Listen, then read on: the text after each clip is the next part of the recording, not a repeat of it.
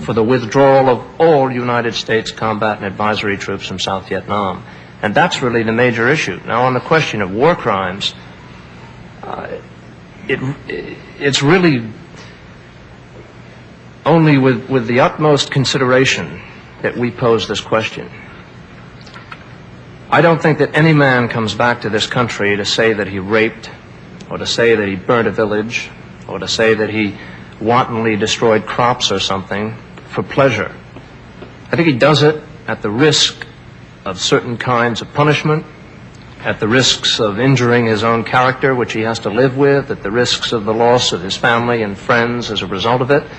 And he does it because he believes intensely that people have got to be educated about the devastation of this war.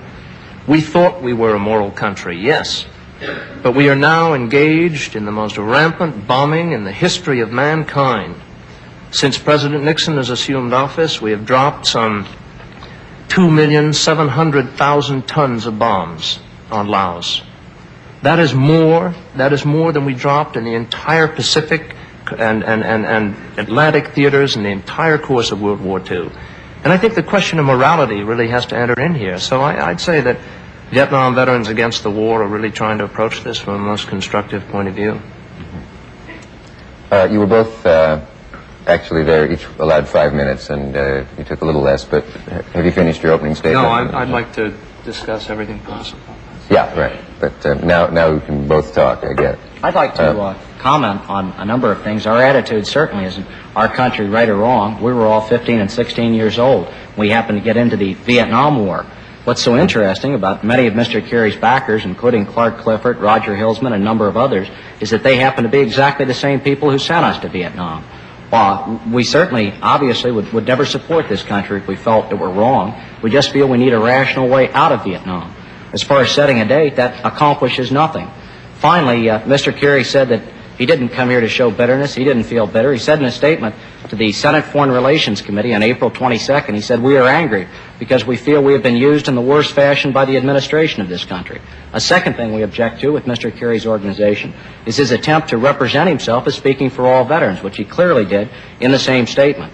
As far as the 54 bases overrun in the Delta, I can refer him to an article by John Paul Vann in U.S. News and World Report of June 1st, which states that the number of incidents in that area is running about 20 per month, vice 120 per month 2 years ago. I think that clearly the biggest question that we're going to have to deal with is the moral question of war crimes. There's quite a difference between coming back to this country and putting on a sack and saying, confessing, well, I've committed war crimes, and running for the Congress of the United States from Massachusetts and saying, well, all 3 million of us committed war crimes. And I suggest that that's the question that Mr. Kerry and I should be talking about, because that's precisely and exactly what he said. Well, let's talk about that. Did you see war crimes committed, and how do you want to talk about that? I've often talked about this subject. I personally didn't see personal atrocities in the sense that I saw somebody cut a head off or something like that. However, I did take part in free fire zones. I did take part in harassment and interdiction fire. I did take part in search and destroy missions in which the houses of non-combatants were burned to the ground. And all of these, I find out later on, these acts are contrary to the Hague and Geneva Conventions and to the laws of warfare. So in that sense, anybody who took part in those, if you carry out the application of the Nuremberg principles, is in fact guilty. But we're not trying to find war criminals. That's not our purpose. It never has been. I have a letter here which I could read to you, which we wrote to Washington, D.C. in an effort to try and solve the problem of these war crimes. And we sent it to Senator Stennis. And we said, on behalf of Vietnam Veterans Against the War, we're writing to ask that the Senate Armed Services Committee immediately convene public hearings to examine the testimony presented by these veterans. And I go on, among the questions raised were charges of, and what we're looking for is an examination of our policy by people in this country, particularly by the leaders, before they take young men who were the objects of that policy and try them, rather than examine the policy at the highest level where it was in fact promulgated. That's very interesting you say that, John. I have an article right now. It's from the May 8, 1971 New York Times. concerns some of the testimony, concerns a Danny S. Notley, who apparently is a member of your organization. The Army pursued him all the way to Minnesota to try and get him to sign a deposition regarding the allegations of war crimes that he made, and he refused to, as have all 50 people that testified there and the 150 that testified in Detroit. And so I suggest if you're honest, you ought to finally produce the depositions after all of us waiting for 2 months. The effect of what you've done hasn't been to prevent 1 or 2 Kerrys. It's been to label 2.5 million of us as Callies, not Kerrys, although they may be somewhat interchangeable at times.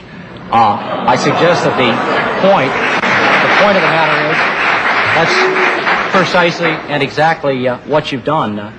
And I think in honesty as a just and decent human being that you'd want to do that. I think there's something particularly pathetic about me having to appear on nationwide television and trade polished little phrases with you to defend the honor of the 55,000 people that died there, the 2.5 million of us that served there. I think further that the justification that Hanoi uses for keeping our POWs is that they were engaged in criminal acts there. And I think that someone that comes out and says exactly the same thing can be doing nothing but serving those purposes, although I'm not... Obviously, those are not your intentions. There's no question about that. Well,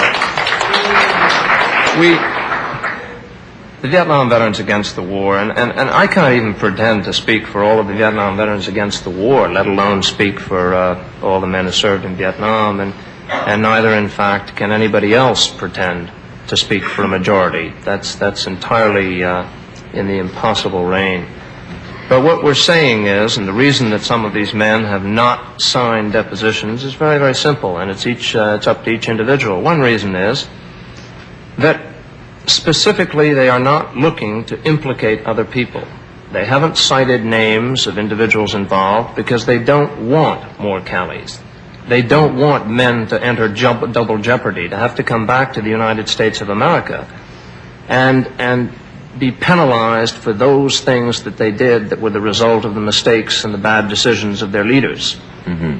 And the purpose of not signing them is literally to call for an examination of policy and not scapegoats, and to examine it from the President of the United States through General Westmoreland and others. And when they do that, then they will sign and then they will talk. Now, there are individuals who are perfectly willing to sign. Nobody's ducking anything. And well, who are they?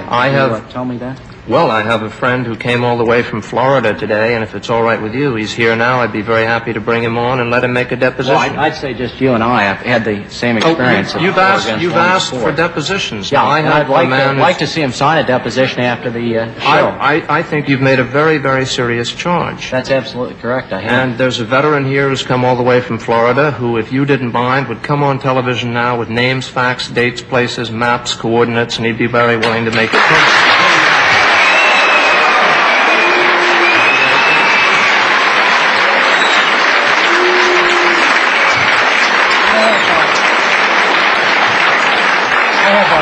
Just about 2 or 3 things to say. It's amazing. It certainly is wonderful that you finally produced someone after 2 months.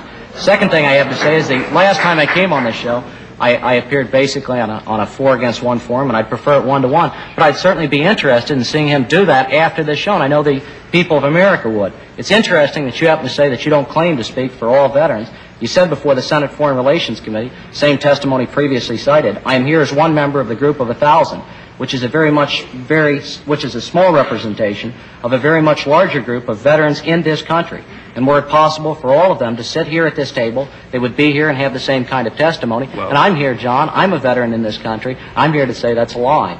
Now, may I answer that, please? You may, after this message, or we'll be in big trouble. We'll be right back from our local stations.